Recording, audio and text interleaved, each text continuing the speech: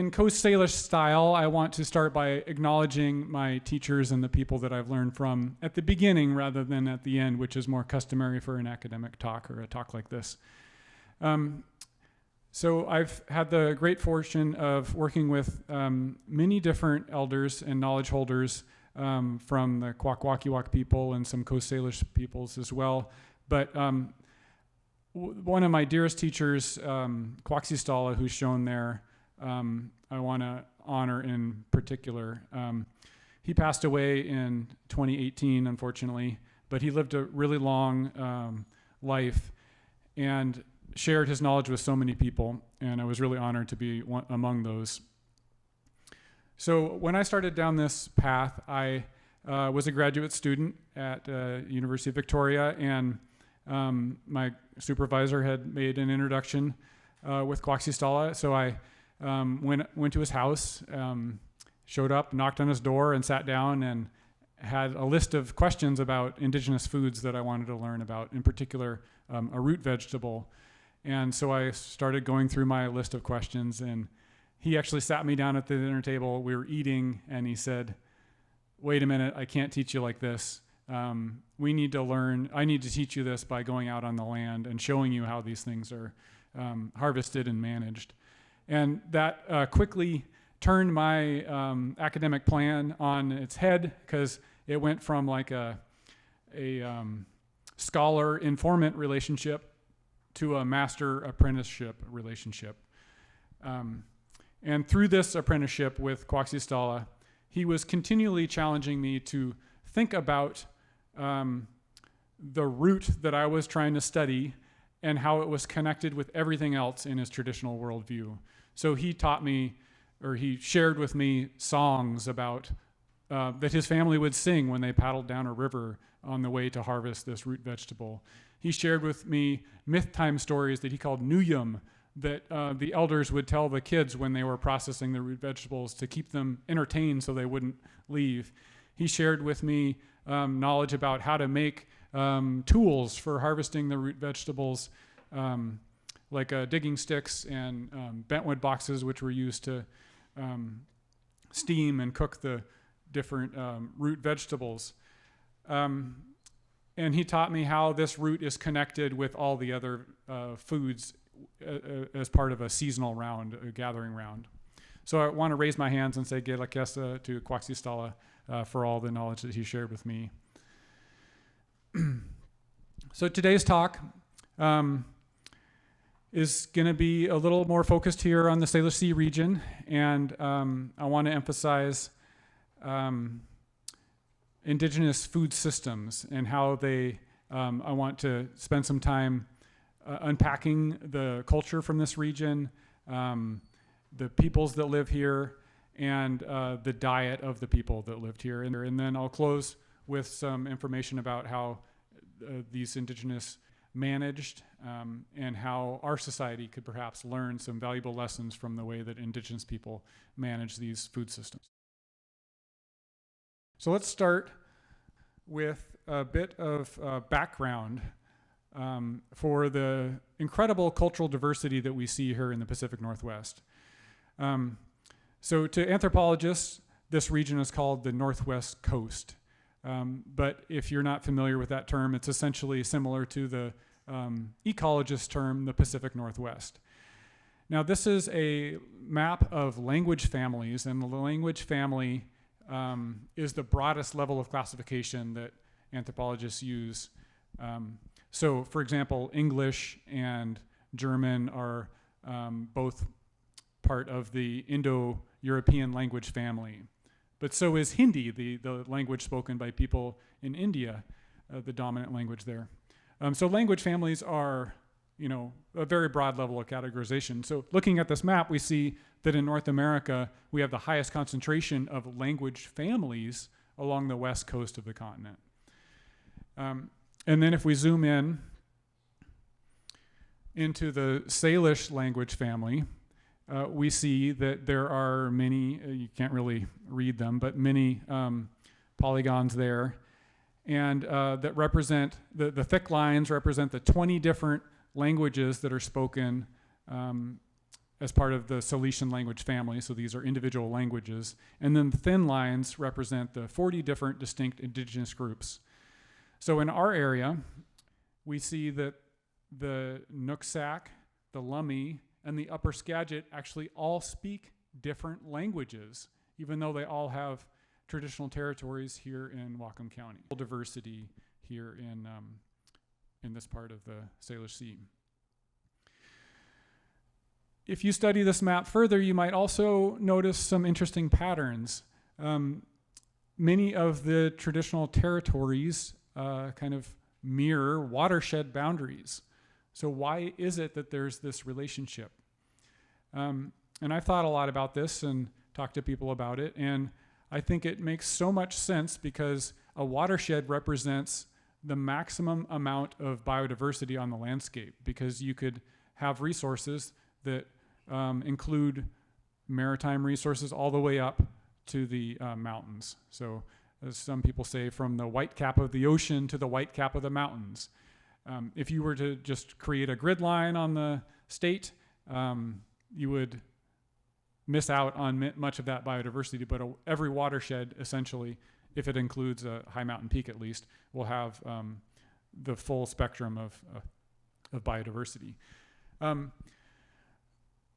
In addition, the rivers provide excellent transportation corridors for moving throughout the territories, and the mountains provide natural boundaries or like landmarks. You know, when you're going down the other side of a mountain, it's easy to know that you might be in somebody else's area. But the mountains weren't really seen as, frequently people talk about how they enjoy going to the mountains to pick berries because they can visit their relatives that may be married to another group in another watershed back at the common harvesting grounds at the passes, things like that. But naturally, there are some exceptions to these rules, especially for people like the Salish and the Lummi, who are saltwater people, and so they didn't really have much inland high mountain area in their traditional territories. And also, it's a little misleading to think about these discrete lines on the map as discrete boundaries between peoples, because the access to resources really mediated more by people's marital ties and relationships, and less determined by affinity to like a nation. So certainly some caveats with this map. Unfortunately, many traditional foods have fallen out of use, and there are many reasons for this. Many relate to the colonial history of this region. For example, residential schools and residential schools separated people from their families, and this really interrupted the transmission of knowledge between elders, grandparents, and the grandchildren. And the residential schools oftentimes forbade people from speaking their own language.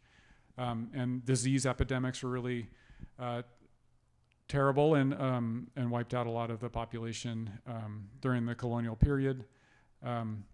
So that really interrupted the transmission of traditional food knowledge. And similarly, governments tried to convert many Native Americans into farmers. So there were active farm programs on many of the reservations to try and encourage them to grow things like wheat and other agricultural crops. But despite these efforts, some of the food traditions remain really strong today. But today, many people, another barrier is that many people are worried about the health and safety of their food. You know, there's danger of eating clams that are contaminated with fecal coliform, or eating too much salmon and exposing yourself to heavy metals. And so these pollutants are influencing people's access to traditional foods as well. And then introduced foods have really changed the dynamic as well. And this is a diagram I put together in my master's thesis a long time ago, but it shows a particular root vegetable, and relative to other foods, its kind of rate of consumption. And then with the introduction of the potato, which was introduced really early on and actually spread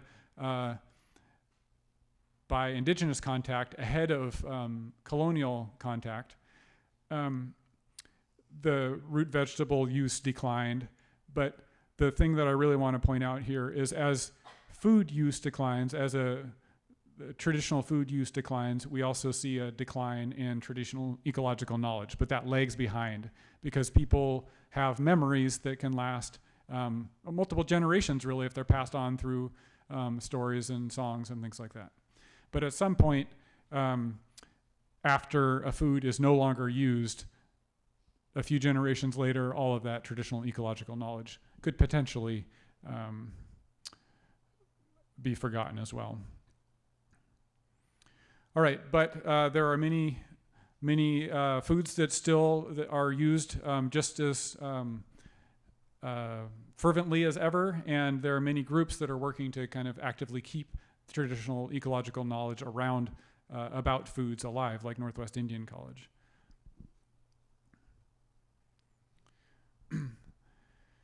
So with that background, let me start characterizing the indigenous food systems here in the Northwest Coast or the Salish Sea region. So one good method of understanding what people eat is looking at their compost piles, right? You could wade through the compost pile and find remains of different fish or berries, things like that. And so that's essentially what archaeologists are doing when they're analyzing middens, which is what an archaeologist would call an ancient compost pile.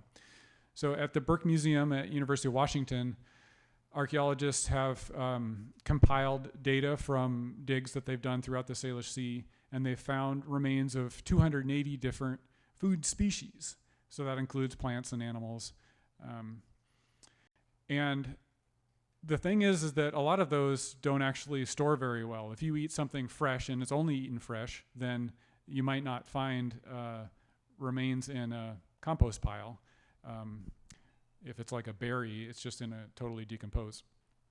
So the archaeologists have worked with elders to expand that list based with traditional knowledge that elders have about what they eat, and they've bumped that number up to about 300. So 300 species is a lot. In contrast, the number of species eaten by most agricultural societies is typically much less. According to a 10-year study conducted by the USDA, the average American diet contains around 50 species, with wheat, sugar, potatoes, cow products like milk and meat, and chicken products providing the majority of the calories. And this matters because each species has a slightly different nutrient profile, and many health specialists say that dietary diversity is one of the top predictors of health. And so if you have access to 300 different foods, then you're going to probably have a better probability of health than if you have access to fewer foods. So let's take a look at some of those foods here in the region. The North Pacific is a very productive ocean, and so a lot of the foods come from the ocean, especially things like salmon and herring, which are eaten throughout this region. But there's a little bit of variation. So here in the Salish Sea region, there's a little more reliance on things like clams, and on the outer coast, more of a reliance on things like large sea mammals. But even though a lot of the early anthropological literature just leans on this huge reliance of on seafood and the productivity of the ocean for explaining so much about indigenous societies here in the Salish Sea region, plant foods, it turns out, are also hugely important. And so I want to break the plant foods down into different categories, starting with root foods. So there's over 25 different root species that are eaten here. So they don't all ripen at the same time. In the early spring, we have some that ripen, and then a lot ripen in the fall. And this food group, I'm going to highlight a few in particular, but this food group has probably suffered the most from loss of traditional ecological knowledge, because the potato kind of substituted so well, was more productive and easier to harvest than many of these root foods. So early in the contact period, potatoes were introduced and kind of replaced many of these. And then as store-bought carbohydrates became easily accessible, a lot of these fell out of regular use, and the traditional knowledge around these is really diminished. So here is my effort to photographically represent many of them. I show 36 here that these are all my photographs, and I've tried all of them. But I'm probably missing about a dozen more. And I just want to highlight a few. As an early Jesuit missionary noted among the Salish, camas is the queen root of this clime, most important root. And Salish elder Christopher Paul called it the #1 vegetable. Every year families would travel to particular patches that they would carefully tend to harvest their camas. And they would harvest hundreds of pounds of camas and cook it all at once in a giant earthen pit oven, and then dehydrate it in the sun to make like a camas jerky, which could then turn into a convenience food. Because camas is not a convenience food. Once you pull it out of the ground, you have to cook it for 36 hours before it's edible. So it locks its energy up into this into a carbohydrate called inulin, which is similar to onions. And you know when you caramelize onions, they get sweeter. Well, it takes a lot longer to caramelize a camas bulb. It takes 36 hours to caramelize it. Here's a time series that I did caramelizing some every, I don't know, this might have been every 10 or 12 hours that it took a photograph. And you could see it wasn't until 36 to 48 hours later that it started to get black like a caramelized onion does. And that's how the early ethnographers described camas, as very dark in color. So how do you manage these camas meadows? Well, they need, they benefit from periodic fires, which keep out the competing Douglas fir trees and the competing snowberry bushes. And people carefully cut sod blocks out and turned them over and plucked out the big bulbs and replaced them when they were harvesting the smaller common camas, or they kept the soil kind of loose and fluffy for managing the giant camas, the deeper rooted giant camas. And elders talk about sometimes leaving the biggest plant so the most seeds can return, or only harvesting the intermediate sized bulbs and replanting the biggest ones. So there's no like one management strategy, but several different strategies that show up in the ethnographic literature. And the other very important food that I want to highlight is wapato. How many people have heard of camas? Raise your hand. All right, how many people have heard of wapato? Okay, great, glad you have. Wapato, I think, is a superfood, it's a great food because unlike camas, you can harvest it and eat it right away. It doesn't take a lot of cooking. It tastes similar to a potato. It's very starchy and neutral in flavor, easy to flavor with other things. But it grows under the water, and you have to sort of know where to dig it. Traditionally, people wade into the water, usually like knee deep to thigh deep, and they churn their feet like this. I call it wapatiptoeing. And the tubers, they break loose and float to the surface, and then you could throw them in your basket. But Elder Ralph George taught me that his family would traditionally rake the beds at low water time to remove the leaves and sticks, because the leaves would keep the water from warming up and stimulating the new bulb production, and they wouldn't be as big if they didn't have as long a period. All right, here's a category of foods that maybe you haven't considered before. We've all probably thought about root foods, bark cambium. So in this region, a lot of different species of trees have edible cambium. That's that living layer of tissue that's between the wood, which is inedible unless you're a termite, and the bark, which is usually very bitter. So there's about 8 species of tree that have edible cambium here in the Pacific Northwest. And some of these were eaten fresh, like cottonwood cambium, and some of these were eaten steamed or cooked underground, like hemlock cambium. Seaweeds is a category of food that you're probably familiar with, and then the North Pacific is filled with many edible seaweeds. But in this region, the Coast Salish people really have traditions of only eating a few, especially nori. And some of the myth stories talk about how nori was introduced as a medicine because it's actually has tons of vitamins and minerals in it and is good for helping you heal from helping your body heal. But people liked it so much that they started eating it regularly. Leafy greens, this is a very important food category for many of us. Got to eat your leafy greens if you want to be healthy.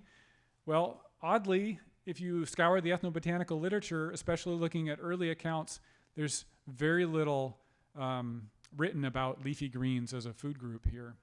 And the ones that are traditionally eaten are the very fleshy ones like seaside plantain, there's early accounts of that, and stone crops and pickleweed. But the very leafy ones like miner's lettuce and singing nettle, which maybe many of you have eaten, were not, at least the early accounts don't describe those. So this is just cultural differences, I think.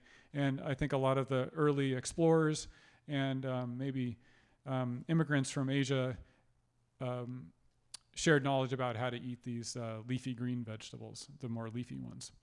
More important as a vegetable in this region are the shoot vegetables. And there's a lot more diversity, over 20 species. Again, these are photographs that I've taken, and I've personally tried all of these. And many of them are really delicious, but how many people have eaten a cow parsnip?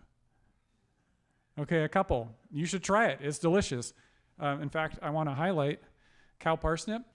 This is what a peeled cow parsnip looks like.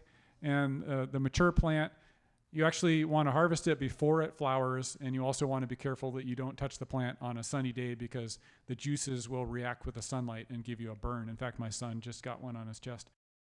To me, a mild vegetable is a delicious vegetable.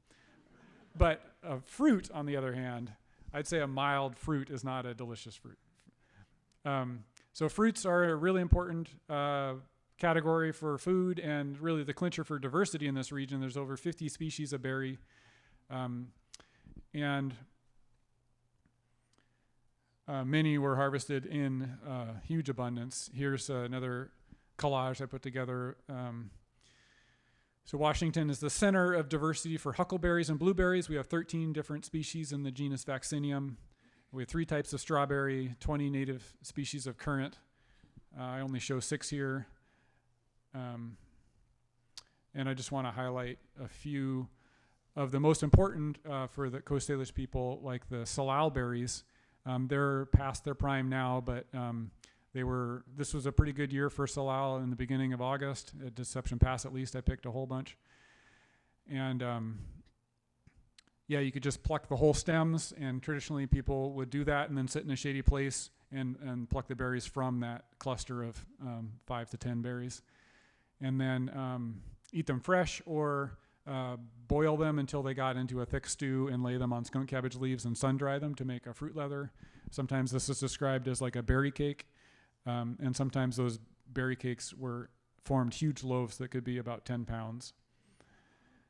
And this is a resource that's traditionally managed with fire every 6 to 10 years. Fires were set to kill back the competing shrubs and the trees, and the plants themselves, the above ground portion of the salal would die, but they would resprout from the roots, and then they would fruit more productively after a few years of growth. Yeah, blueberries. Who doesn't love blueberries? And here we have in the mountains some delicious blueberries like the Cascade blueberry. I mean, it's called Vaccinium deliciosum. That's the scientific name. And this is my second favorite berry. But along with black huckleberry, both of these plants were carefully managed, sometimes by individually pruning specific bushes, sometimes by burning patches with fire.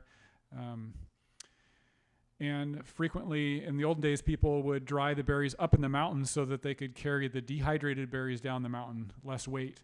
So this is a picture of a woman using a stick to roll berries that are on a mat, and there's a fire on this side, and the heat dries the berries out, and she rolls them to make them dry more evenly. Seeds and nuts. Interestingly, in our culture, we rely on seeds and nuts for the majority of our calories, unless we're on like an Atkins diet. But in this region, there isn't a lot of, almost no seeds really are eaten, and just a few nuts. The only nuts are Gary oak acorns and hazelnuts, and a few obscure accounts about some peas that are eaten. So this isn't a super important category, although Gary oaks may have been quite important to some groups in the Salish Sea region. So the food system from the diversity standpoint, there's a lot. The categories that are eaten is pretty different than, say, the most Americans' diet, which we rely on grains a lot, and traditionally there's a lot more reliance on shoot vegetables and root vegetables and fruit. So these resources are available at different times of the year. This is what's called a seasonal round calendar. This is from the book People of Cascadia by Heidi Bowen. It doesn't reproduce very well, but you can see it's a circle, and there are different seasons like winter, spring, summer, and fall, and pictures of the resources that are available during those seasons. So as one resource faded, the next kind of comes into season. And this is my attempt to kind of organize it more, I don't know, in the format we might be used to thinking about. So the thickness of the band is like how many weeks of availability. That red is a fruit resource, brown is a root resource, and green are vegetables. So different resources are available at different times of the year. You could move up in elevation to kind of go back in time in the spring, or you could move down in elevation to go forward in time. So people are moving throughout the landscape as well. And this is a board game with an artistic rendition of like a watershed territory that I had a small hand in helping develop. Through the Northwest Indian College used to have a traditional food program that I did some contract work for. But I just love how well they capture this, like from the white cap of the mountains to the white cap of the ocean, and there's different, these tokens are different part of the gameplay, like you need to harvest a marine resource or a berry or something like that as part of the gameplay. So people are moving throughout the landscape as well, seasonally, to take advantage of these different resources. So many of these habitats are actually managed, sometimes individual plants, sometimes entire habitats. Okay, so this is where I want to start thinking about how our food systems kind of compare to these traditional food systems that I've been talking about.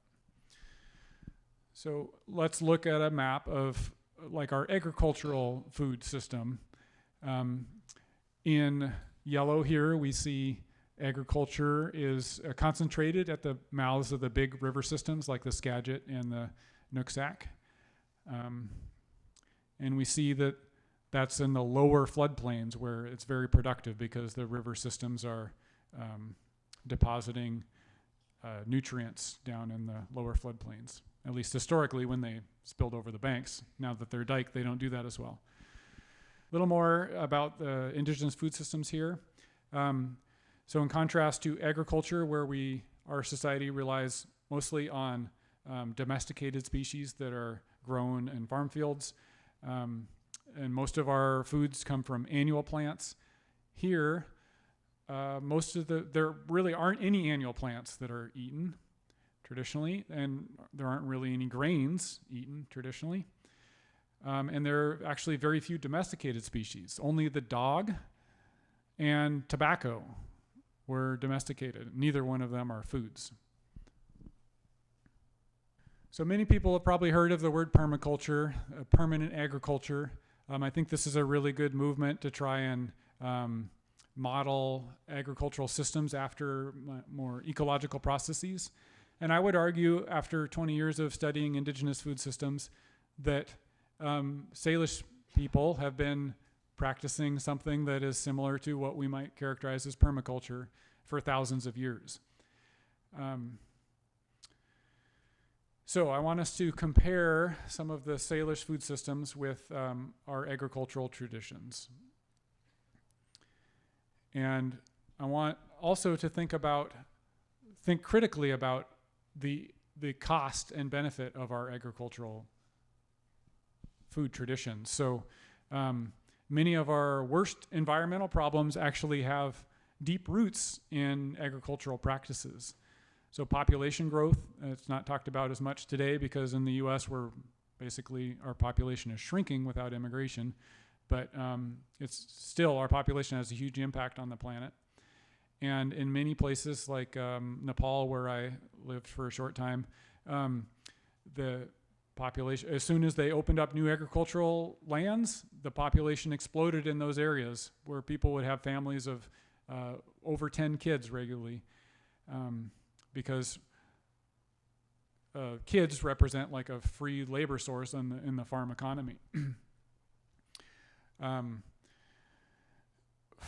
In order to grow annual plants, you need to disturb the soil, because annual plants are disturbance-adapted species, and so that yearly soil tillage has a huge impact on the environment. Croplands in the U.S. are losing, on average, 4 to 10 tons of soil per acre per year. That's almost more soil that's being moved off the farm than dry weight food. How long can we sustain that kind of essentially mining of our fertile farmland? Our farmlands are slowly turning into desert land. This has climate change implications too. Many places where native ecosystems have been cleared, or if you look at the planet and the farmland that has been created out of native ecosystems, climate scientists have attributed 25% of global carbon emissions are the result of land conversion due to clearing native ecosystems, forests and prairies for soil, for farming, tilling the soil essentially. So I'm not trying to say that agriculture can't be sustainable. There are many instances where it is. When you have what's sometimes called a farm-forest matrix or nature's matrix, and there's enough surrounding land to kind of support the farmland with fertility.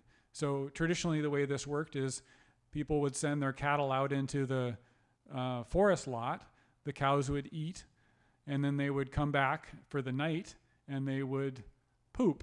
And that fertility was essentially being moved by the cows from the forest, a big area of forest surrounding the productive farmland, to a small area where the grain and the very nutrient intensive things were grown. A different way of doing this is the Swidden cycle. This is where productivity is moved, the productive intensively used area is moved every 2 or 3 years to a new site.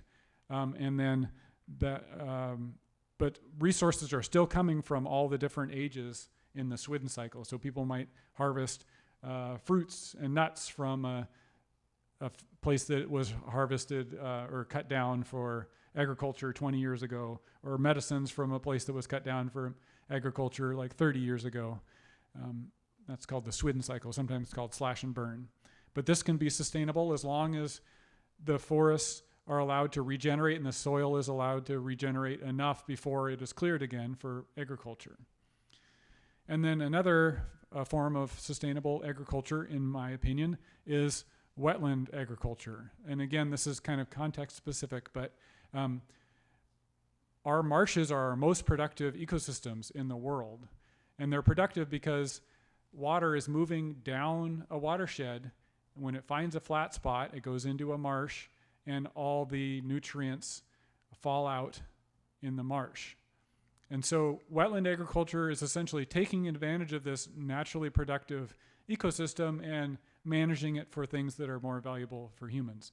So obviously we don't want to destroy all of our marshes to turn into farm fields, but in some cultures they've been managing like taro fields in Hawaii for I don't know how long, but a long time, and they're not losing fertility on the landscape.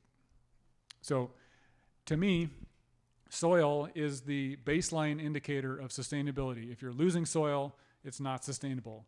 If you're gaining soil, it's sustainable.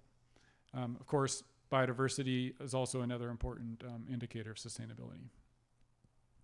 Okay, so let's compare our American agriculture or industrial agriculture with Northwest Coast food systems. We, in our society, largely grow our food in monocultures, right? We grow, 10,000 acres of corn, perhaps. But here in the Northwest Coast, the Coast Salish people managed food as polycultures. So the camas is growing with wild onions and Gary oak acorns and deer, and all of those, many of those are edible. And they're all perennial too. None of them are annual, so they don't require landscape level disturbance every single year, which is disrupting the soil health. Instead, they're managed with more periodic disturbances instead of annual plants, which we manage in our agricultural farms largely require annual disturbance. So our foods are mostly introduced. Can you think of something that comes from a grocery store that's native to the Salish Sea region?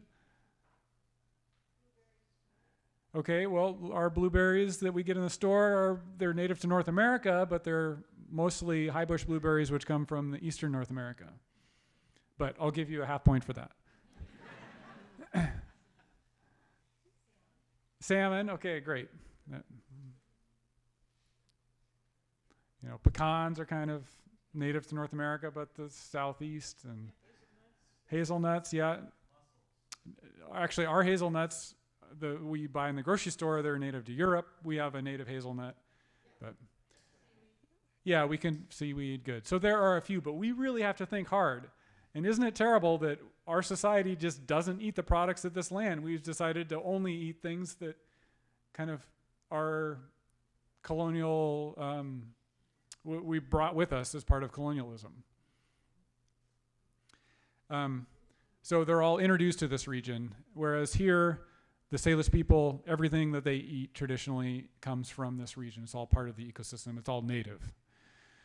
And then, you know, many people say, well, there's no way that we can all eat acorns and camas. There just isn't enough acreage in acorns and camas to feed us. But the thing about it is that the indigenous people here they're lightly using a whole bunch of different habitats. They're not just relying on one habitat, the lower floodplains, to provide all their food. They're relying on fishery resources, you know, as deep as a halibut can dive, essentially, all the way up to as high as a mountain goat can climb. So many different habitats. In essentially every single ecosystem that's present here in the Pacific Northwest also produces edible food. So I think the ecological lesson here is that if you model your food system after the ecosystems, you're going to have a better chance of sustainability. I'm not trying to say that Coast Salish people haven't made ecological mistakes, but they've had 10,000 years to learn from their mistakes. And so the mistakes that they have made, I think, have really been, the lessons that they learned have been culturally ingrained through important stories to keep future generations from making those mistakes. So in that vein, I want to read a quote from another one of my teachers, Daisy Seawood Smith, and this is from Nancy Turner's book, Earth's Blanket. She says, "We completely depended on nature, the garments that we had, the house that sheltered us, the foods we ate, the medicines we had. Nature supplied it. And that is the reason why we respected nature as we did. Of course, many people say, oh, that's wonderful. You live off nature. It must be wonderful. You don't have to do a thing. Nature does it all, right? People think you don't have to do anything when you remove something from nature, and that is so far from the truth, because when you remove something, you have to put something back to make that plant, that animal, fish live again. So really the lesson here is that indigenous peoples viewed their relationship with land as a reciprocal relationship, a give and take, a nurturing relationship that went both ways, not just a one-way industrial relationship, but cyclical. So I want to close with two other kind of big philosophical things that I've learned from indigenous peoples that relate, I think, to food, and tell a story that captures them. But actually isn't it's a personal story of mine, but it's not from a Coast Salish experience. It's when I was doing my graduate research up in Kinkum Inlet, which is off the central coast of British Columbia, kind of near the north end of Vancouver Island. I had hired this man named Les Dawson, who had a boat, and the village was 2 miles up the river, and my field site was at the mouth of the river down where the Kinkum River meets Kinkum Inlet. So I got to know him pretty well as he was shuttling me up and down the river. And one day he invited me to go fishing with he and his daughter, Alexis. You can see her right here. And so we drove up the river to this place where there was a beautiful waterfall that I heard a lot of people talking about. So I was really eager to go just to see the waterfall. And we're fishing, catching these little cutthroat trout. And I kept a couple to have for dinner that night. But I didn't need more, and so I started exploring after I got my couple fish. And I came over here and I saw this pictograph, and I couldn't really tell what it was. It's a little bigger there, but you probably can't see it very well, and that's sort of how I felt when I was looking at it. So I called Les over and I said, Les, what's going on with this pictograph? And he looked at it and he said, oh, that's me. That's mountain goat. And I said, oh, interesting. And he said, well, I'm from the mountain goat clan. And he didn't really say too much more than that, but later I was talking to Quaxistala, my mentor, and about the experience, and he said, oh yeah, Les is from the mountain goat clan, and his original ancestor, Daband, I think is the name, was from the mountain that's at the top of that watershed. And so his creation story is essentially from the mountain goat coming down the mountain to this very site and creating, founding the clan village, which was kind of on that bar there. And I just think it's so powerful that he brings his daughter to this site, which has ancestral importance to him, to teach her about the land, to go fishing and share important time. And I think this exemplifies something that some anthropologists call a kincentric worldview, where you view the world around you like a relative. So this mountain isn't just a mountain, isn't just a rock to Les Dawson. It is the site of his mythology, his creation story. When he sees a mountain goat, it isn't just an animal. It's like a relative. It's kin. And in my life, through work with indigenous people, I've really started to, or I really saw how important place was. And, you know, when I was a grad student in Victoria, I wasn't really sure initially where I wanted to live. But after having these kinds of experiences, I was like, you know, I need to move back to my hometown here in Bellingham so that I could, so that my children can grow up near their grandparents. And I just love how so much of the work that I've done, I've seen like this direct transmission of ecological knowledge from grandparent to grandchild. And I wanted to give my children a chance to spend quality time with their grandparents.